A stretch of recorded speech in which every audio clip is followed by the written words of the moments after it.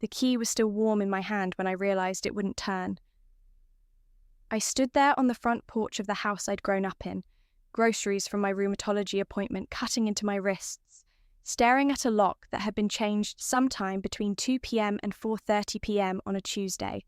The brass looked newer than everything else on the door, like a fresh scar. My name is Serenity, and I'm about to tell you how my family threw me away like garbage the day I needed them most. I knocked. Soft at first, then harder when no one answered.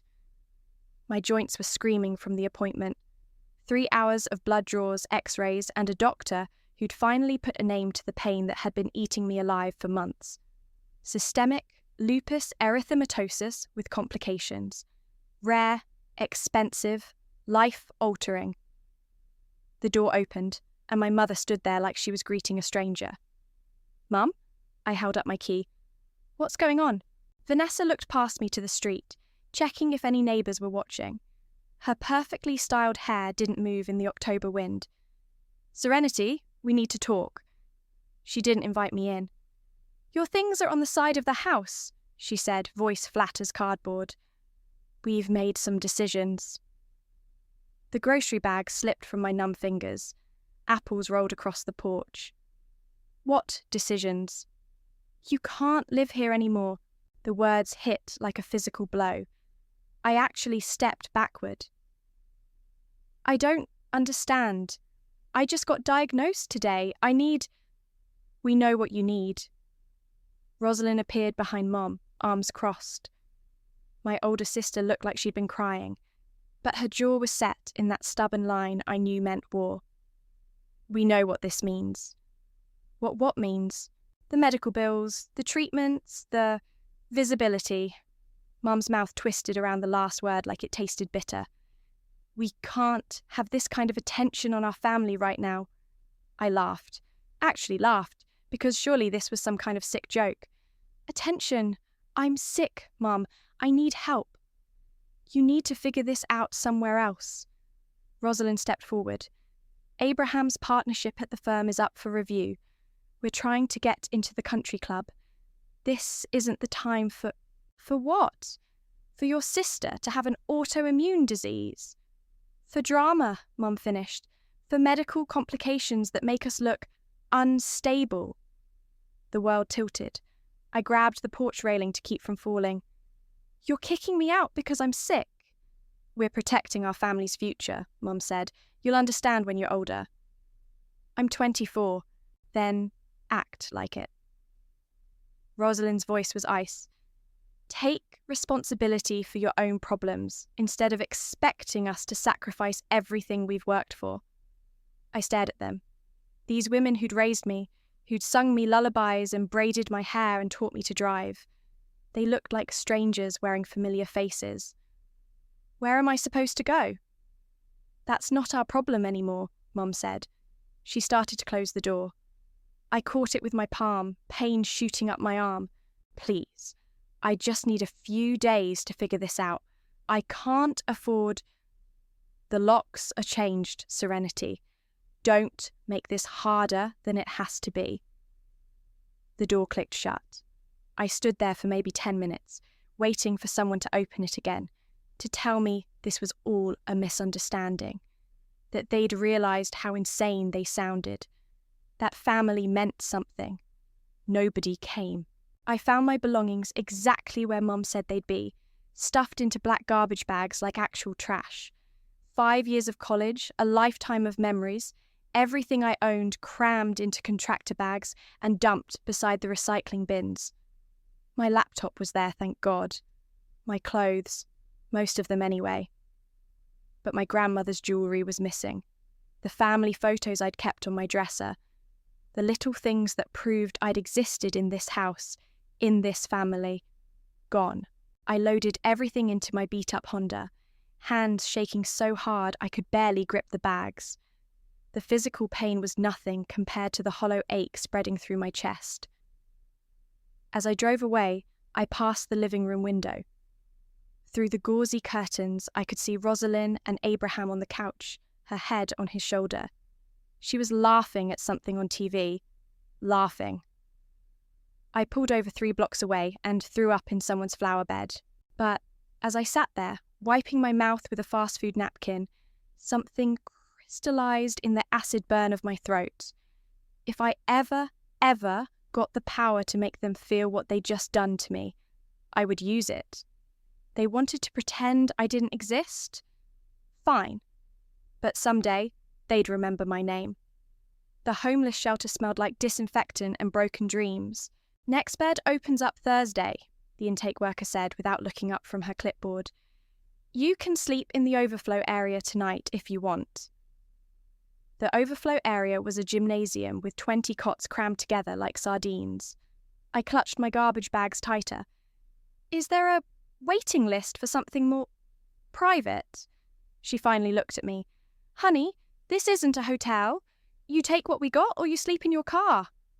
I chose the car. For 3 weeks, I lived in that Honda. Showered at the gym until my membership expired, then switched to truck stops and McDonald's bathrooms. $8 menu items and whatever samples I could find at grocery stores. My joints screamed constantly, but I couldn't afford the medications yet. Insurance was a joke. Cobra payments were more than I made at the coffee shop where I'd picked up shifts. The worst part wasn't the physical discomfort. It was the silence. No texts from Rosalind asking how I was doing. No calls from Dad checking if I needed anything. Nothing. Like I'd never existed at all. One night, parked behind a 24-hour diner, I opened my laptop and started typing, just to get the poison out of my system. Living with lupus when your family throws you away, I titled the blog post. Then I wrote everything. The diagnosis, the changed locks, the garbage bags, the way my sister laughed while I fell apart. I hit publish at 3 a.m. and fell asleep to the sound of rain on my windshield. When I woke up, the post had 47 comments.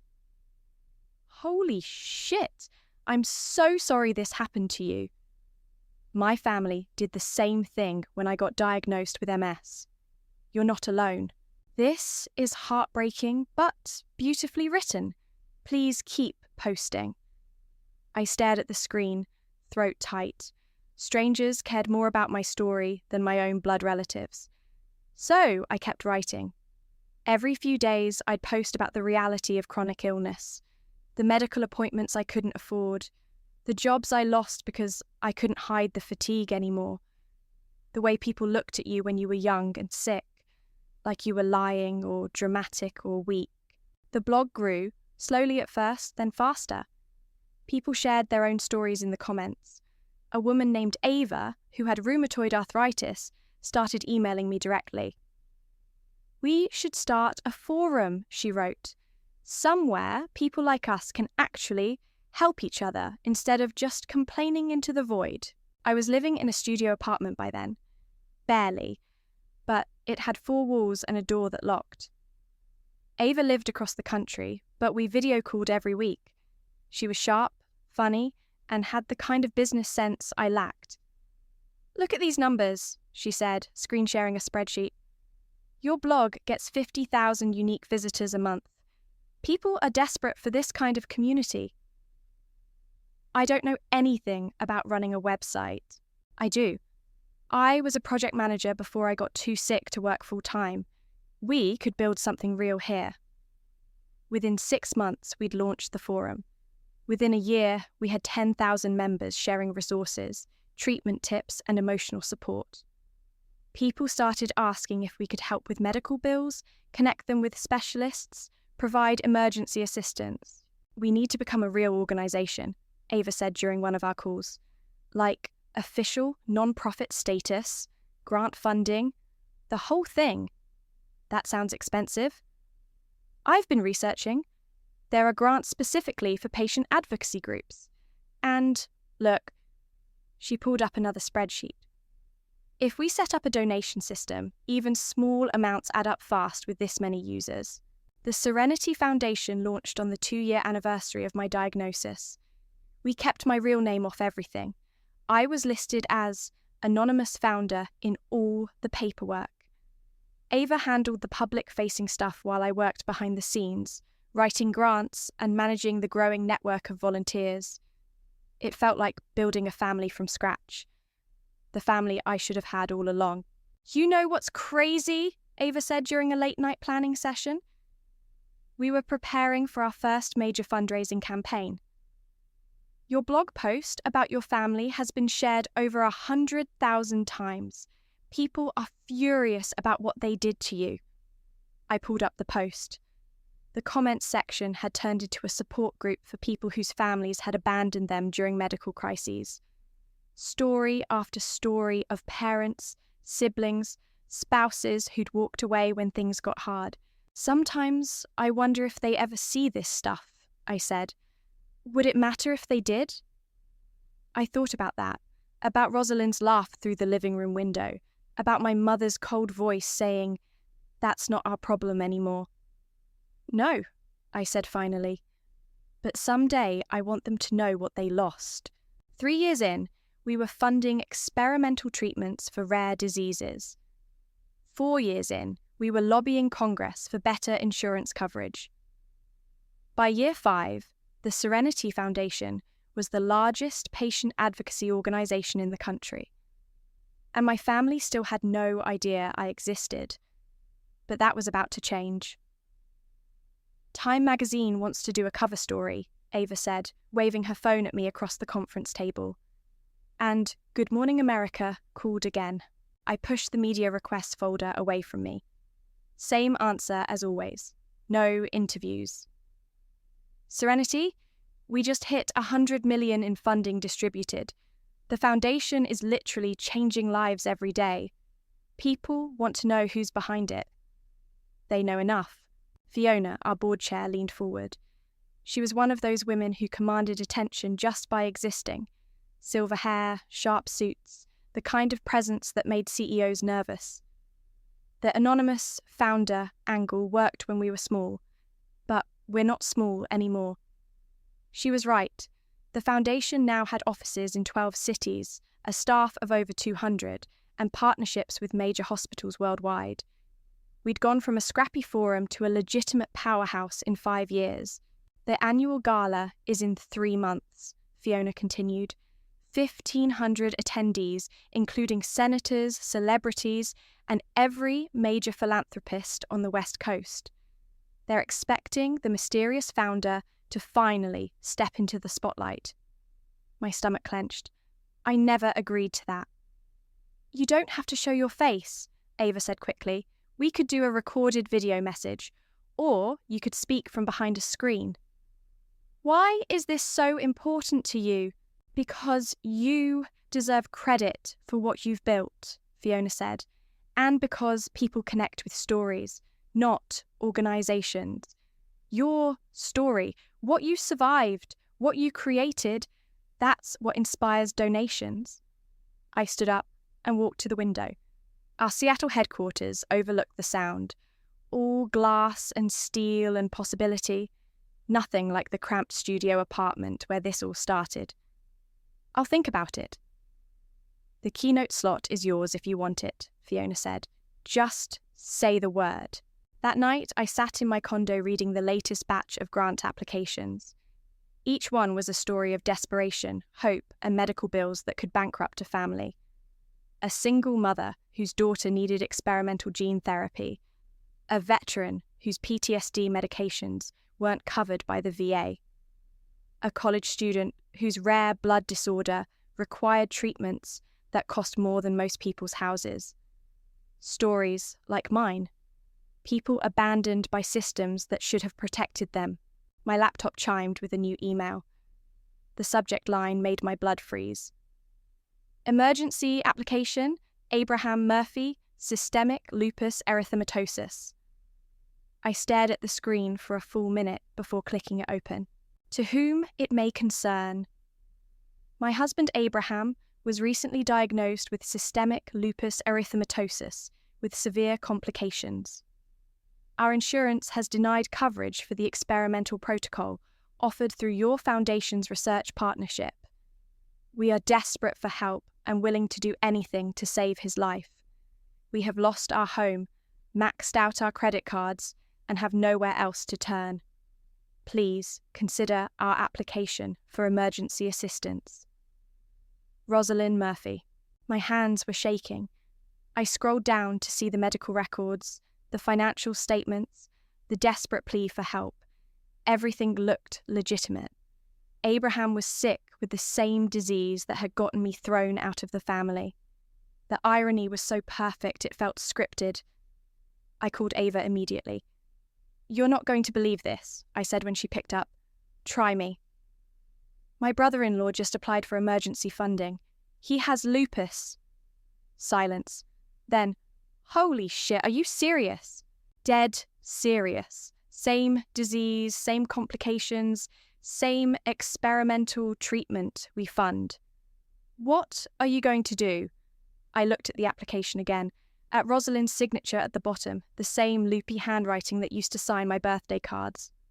"I don't know yet." "Serenity, you can't seriously be considering—" "They don't know it's me. They have no idea who runs this foundation." So they threw me away when I got sick. Now they're begging the organisation I built for help with the exact same disease. Ava was quiet for a long moment. "What does your gut tell you?" I thought about the garbage bags on the side of the house, about Rosalind's laugh through the window, about 5 years of silence while I built something beautiful from the ashes of their cruelty. My gut tells me they're about to learn a very expensive lesson about karma. Serenity, set up a meeting. Tell them a foundation representative wants to discuss their case in person. "Are you sure about this?" I pulled up the gala planning documents on my computer. 1,500 people, media coverage, the perfect stage for a reckoning 5 years in the making. Actually, better idea. Tell them they're invited to the annual gala as special guests. VIP treatment, front row seats. Why? Because I just decided I'm giving that keynote speech after all. I spent 3 days digging through every piece of information I could find about my family's current situation. Social media, public records, local news articles. The picture that emerged was devastating. Abraham had been forced to step down from his law firm partnership when the symptoms got too severe. Rosalind had closed her boutique marketing consultancy. They'd sold the house, the cars, everything. Mom and Dad had moved in with them to help with expenses, which meant all 4 of them were crammed into a 2-bedroom rental. The country club membership? Gone. The social circle they'd protected so carefully? Vanished the moment the money dried up. "They're broke," I told Ava over video call, "completely wiped out." "Good," she said flatly. "Maybe now they understand what you went through." "It gets better. Look at this." I screen-shared a Facebook post from my mother's account. She's been posting in chronic illness support groups, asking for advice on navigating the medical system. Ava leaned closer to her camera. "You're kidding." "Nope. And she's using fake sympathy to try to jump the line for foundation assistance. Posted sob stories in 6 different groups this week, always ending with, 'Please share our application with the Serenity Foundation if you have connections.' The audacity is breathtaking. She has no idea she's asking me for help. My phone buzzed with a text from our program coordinator. The Murphy family responded to the gala invitation. They're coming. I showed Ava the message. They said yes. Of course they did. They're desperate. There's more. I pulled up another email. Chase, Abraham's brother, reached out separately. He wants to talk to someone from the foundation privately. About what? He says he has information about the family's past treatment of chronic illness patients that might be relevant to our decision. Ava raised an eyebrow. That's interesting. I'm meeting with him tomorrow. Chase looked older than I remembered. His hair had gone grey at the temples, and there were lines around his eyes that hadn't been there 5 years ago. We met at a coffee shop downtown, neutral territory. Thank you for agreeing to see me, he said, sliding into the booth across from me. I wasn't sure the foundation would take a meeting. I'd introduced myself as Sarah, a senior program officer. Your brother's case is certainly compelling, but you mentioned additional context? Chase stared into his coffee cup. 5 years ago, my brother's wife had a sister, Serenity. She was diagnosed with the same condition Abraham has now. My heart hammered against my ribs, but I kept my expression neutral. What happened to her? The family threw her out, changed the locks on the house the day she got her diagnosis, said she was an embarrassment, that her medical problems would hurt their social standing. That's terrible. It was worse than terrible. It was evil. Chase looked up at me. I tried to stop them, offered to help Serenity myself, but she disappeared. We haven't heard from her since. Why are you telling me this? Because Abraham and Rosalind are good people who made a horrible mistake. They were scared and selfish, and they listened to Vanessa instead of their consciences. But they're not monsters. I leaned back in the booth. And you think this should influence our funding decision how? I think if there's any chance Serenity is still alive, still struggling with this disease, she deserves help before my brother does. I think the foundation should know that this family has a history of abandoning people with the exact condition you're trying to treat. The sincerity in his voice caught me off guard. You really mean that? I have regretted not doing more to help her every day for 5 years. If I could find her, I'd apologize. I'd do whatever it took to make it right. What if she doesn't want your apology? Chase was quiet for a long moment.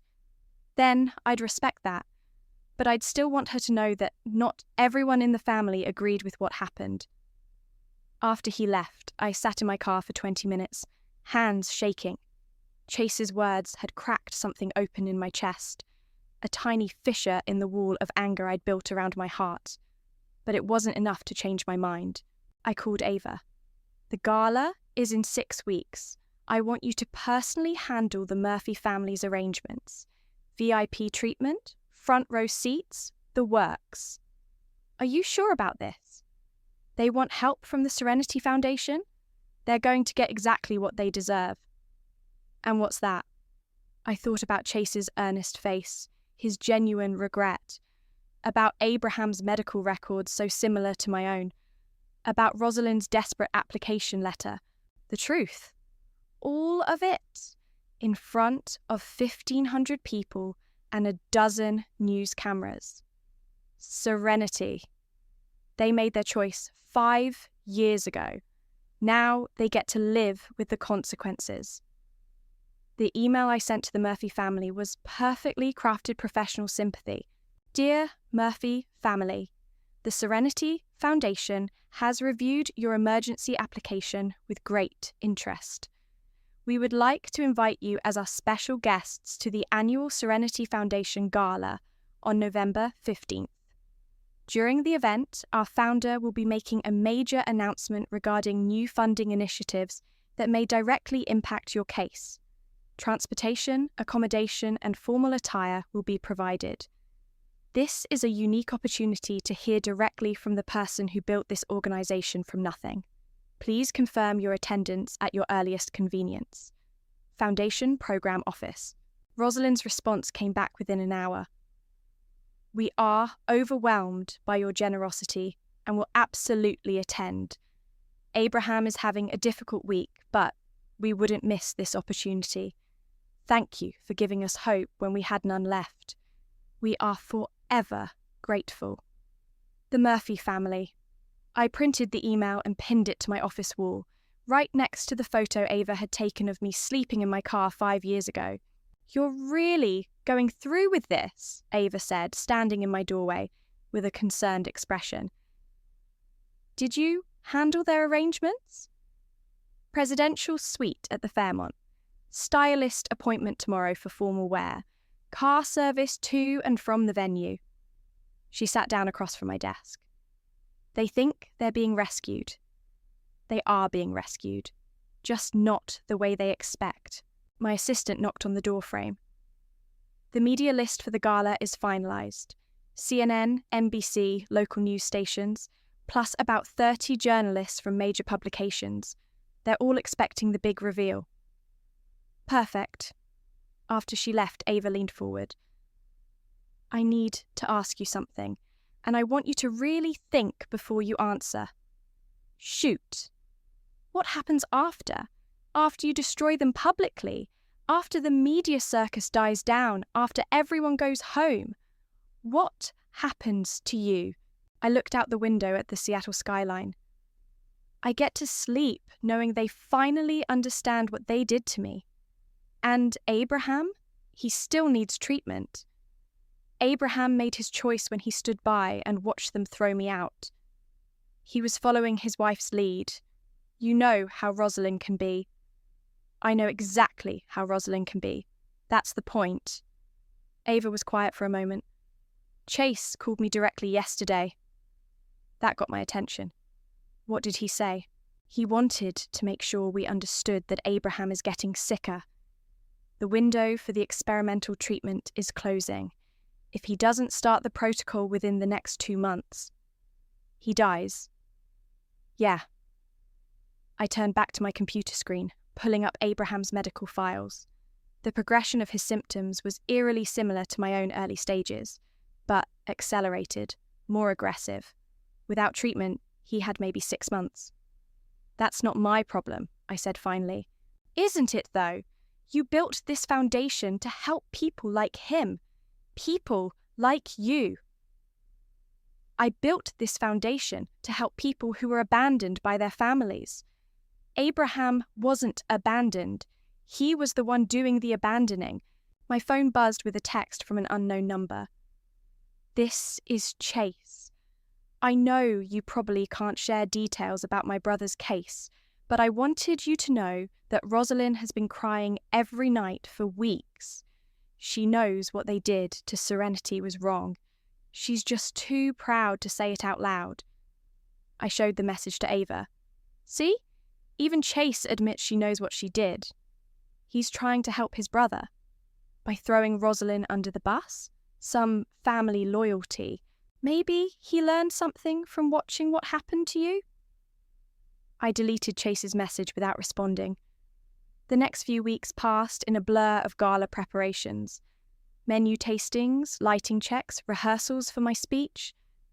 I practiced in front of the mirror every night, perfecting the moment when I'd reveal my identity, the pause before I'd explain exactly why Abraham wouldn't be getting help. 3 days before the gala, Fiona stopped by my office. I've been thinking about your keynote, she said, settling into the chair across from my desk. Having second thoughts about me speaking? Having second thoughts about your motives. I looked up from my speech notes. Meaning? Meaning I've been doing this for 30 years, and I've never seen someone more focused on revenge than on healing. This isn't about revenge, it's about justice. Is it? Because from where I'm sitting, it looks like you're about to use our platform to settle a personal score. These people destroyed me when I was at my lowest point. They deserve to face consequences. Fiona leaned forward. And what about the thousands of other people watching? What about the message you're sending about forgiveness, about rising above cruelty? Some things don't deserve forgiveness? Maybe not. But you deserve better than carrying this anger for the rest of your life. After she left, I sat alone in my office, staring at the speech I'd written and rewritten dozens of times. Every word was designed to cut, to expose, to humiliate. It was going to be perfect. My phone rang, Ava's name on the screen. They're here, she said. The Murphy family just checked into the hotel. How do they look? Scared, hopeful. Abraham's using a cane now. I closed my eyes. Good. Let them enjoy their last night of hope. The grand ballroom at the Fairmont looked like something out of a fairy tale. Crystal chandeliers cast warm light over round tables draped in white linen, each centerpiece a cascade of white roses and baby's breath. The The stage at the front was simple but elegant, with a single podium and a backdrop displaying the Serenity Foundation logo. I stood at the back entrance, watching the guests arrive through the crack in the door. Senators, celebrities, tech billionaires, medical researchers, 1,500 of the most influential people on the West Coast, all here to celebrate the foundation I'd built from nothing. "You clean up nice," Ava said, appearing beside me in a stunning navy gown. "Ready for this?" I smoothed down my black evening dress. "More than ready. The Murphy family is already seated. Front row, just like you requested." Through the gap in the door, I could see them. Abraham looked frail in his rented tuxedo, leaning heavily on his cane. Rosalind sat beside him in a borrowed dress, her hands folded tightly in her lap. My parents flanked them, Dad uncomfortable in formal wear, Mum scanning the room like she was cataloguing everyone's net worth. "They look nervous," I said. "They should be." Chase was there too, sitting one table over with his wife. He kept glancing at his brother with worried eyes. 5 minutes to show time, my assistant said, appearing with a headset and clipboard. "All the media is in position. CNN is going live at 9. I nodded, my heart hammering against my ribs. This was it. 5 years of planning, building, waiting, all leading to this moment. "Ladies and gentlemen, please take your seats," the MC announced from the stage. "We'll be beginning shortly with remarks from our mystery founder." The room settled into expectant silence. I could see Rosalind whispering something to Abraham, her face tight with anxiety. Mom was adjusting her jewellery, trying to look like she belonged among all this wealth and influence. "You know," Ava said quietly, "it's not too late to change your mind. You could give a different speech. Focus on the foundation's achievements, the people we've helped." "Why would I do that?" "Because once you walk out there and say what you're planning to say, there's no taking it back. Those people will be destroyed. Publicly. Permanently." I looked at my family one more time. Abraham was struggling to sit up straight, clearly in pain. Rosalind reached over to help him, her touch gentle and caring. For a split second, she looked like the sister who used to braid my hair before school. Then I remembered the garbage bags, the changed locks, the sound of her laughter through the window. "They destroyed me first," I said, "publicly, permanently. Serenity, it's time." The MC took the stage. "Ladies and gentlemen, for 5 years, the Serenity Foundation has operated under the guidance of an anonymous founder. Tonight, for the first time, she will step into the spotlight to share her story and announce a major new initiative. Please welcome the founder and CEO of the Serenity Foundation." The applause was thunderous. Camera flashes went off like lightning. I took a deep breath and stepped through the door. The walk to the stage felt like it took forever. Every step brought me closer to the moment I'd been dreaming about for 5 years.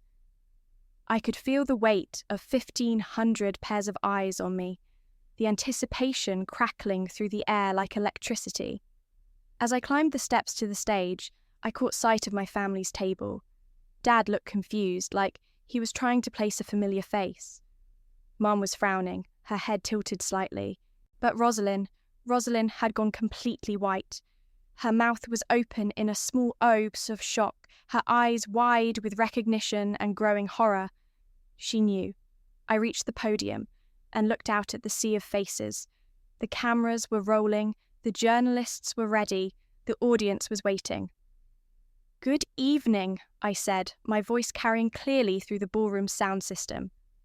"My name is Serenity Garcia, and I have a story to tell you."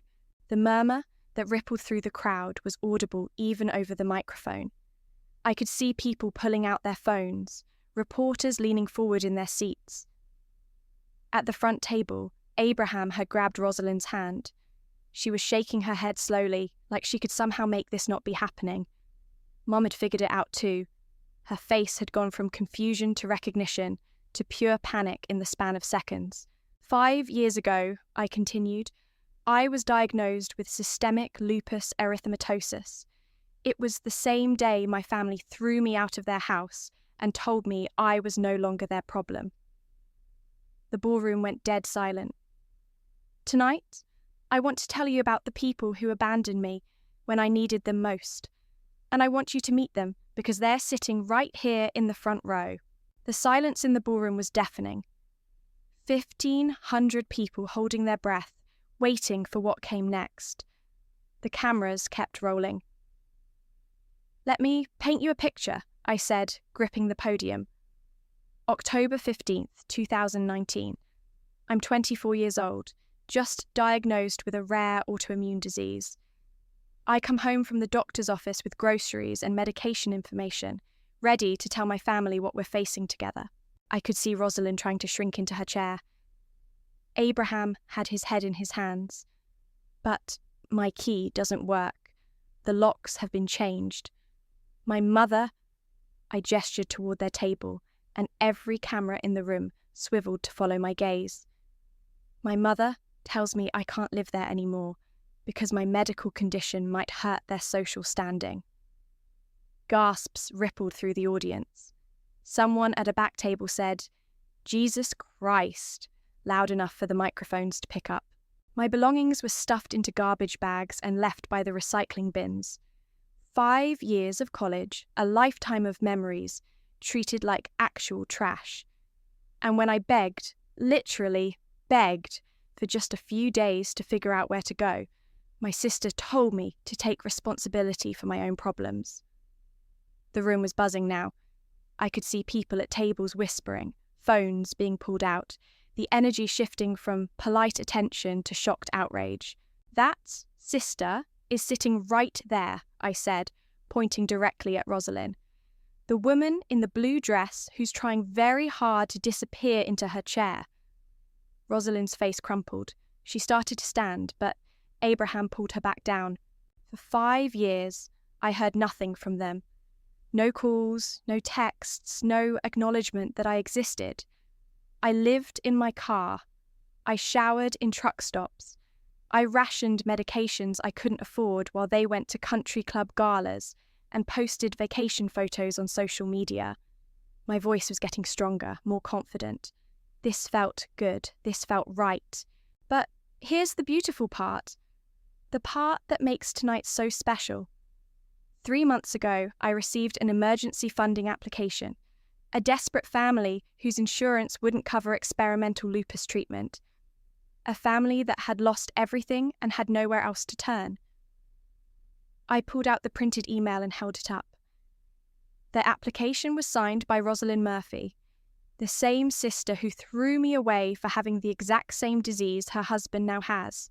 The audience erupted. People were standing, pointing, the buzz of conversation becoming a roar. I could see reporters frantically typing on their phones. They came here tonight thinking they were going to be saved by the Serenity Foundation. They had no idea they were begging for help from the sister they discarded like garbage. Mum finally stood up, her face red with fury and humiliation. "This is a lie," she shouted. "She's lying!" Security moved toward their table, but I held up a hand to stop them. "Am I lying, Vanessa? Should I read your Facebook posts from last month? The ones where you called me an embarrassment to the family and said I was probably dead anyway." The colour drained from Mum's face. She sat back down hard. "Or maybe I should share the medical records that show Abraham has the exact same disease progression I had 5 years ago. The same disease you said made me too much of a liability to keep around." Abraham finally looked up at me, tears streaming down his face. "Serenity," he said, his voice barely audible over the crowd noise. "I'm sorry. We're all sorry." "Are you? Are you really? Because when Chase tried to help me back then, you all shut him down. When I needed family most, you chose your reputation instead." I turned back to the audience, my voice carrying over the chaos. "The Serenity Foundation has distributed over $100 million to help people with rare diseases. We've funded breakthrough research, provided emergency assistance to thousands of families, and created a support network for people who've been abandoned by everyone else. The applause started slowly, then built to a thunderous ovation. People were on their feet, cheering. But tonight, I have to make a difficult announcement. Due to our strict conflict of interest policies, the Foundation cannot provide assistance to the Murphy family. When you abandon someone for having a disease, you forfeit the right to ask for help when that same disease comes for you. Rosalind broke. She buried her face in her hands and sobbed, her shoulders shaking. Abraham tried to comfort her, but he was crying too. However, I continued, and the room went quiet again. The Foundation will be doubling our emergency assistance fund in honor of everyone who's been thrown away by their families, because some of us know what it's like to have nowhere else to turn. The standing ovation was immediate and overwhelming. Camera flashes went off like fireworks. Through the chaos, I could see my family's table, empty chairs and abandoned purses. They'd fled. I walked off the stage to thunderous applause, my heart pounding with adrenaline and something that felt like victory. But as I reached the wings, I caught sight of Chase at his table. He wasn't clapping. He was just sitting there, looking at me with an expression I couldn't quite read. Disappointment, maybe, or pity. The taste of triumph suddenly turned bitter in my mouth. The video went viral within hours. I sat in my hotel room at 2 a.m., scrolling through social media, while news vans gathered in the parking lot below. Serenity Foundation was trending worldwide. The clip of me pointing at my family had been shared over 1 million times. Family throws out sick daughter, begs for help from organisation she built, read the CNN headline. Lupus patient gets ultimate revenge on family who abandoned her, said TMZ. The comments were brutal. People had found my family's social media accounts, their addresses, their workplaces. The internet had decided they were monsters, and the internet was not forgiving. My phone buzzed constantly. Interview requests, book deals, movie offers. Everyone wanted to hear more about the woman who'd built an empire from her family's cruelty. But the call that mattered came at 3 a.m. "It's Chase," the voice said when I picked up. "We need to talk." "I don't think that's a good idea. Abraham collapsed an hour ago. He's in the ICU. I closed my eyes. "I'm sorry to hear that." "Are you?" "Because the stress from tonight triggered a major flare. His kidneys are shutting down." "Chase!" "I'm not calling to guilt you. I'm calling because I found something you need to see." "What?" "Rosalind's been keeping a journal since you disappeared. She wrote in it every day for 5 years, about how much she missed you, how guilty she felt, how she tried to find you but didn't know where to start." My throat tightened. "That doesn't change anything." "She never stopped looking for you, Serenity.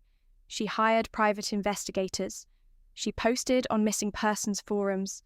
She donated to chronic illness charities hoping you'd see her name and reach out.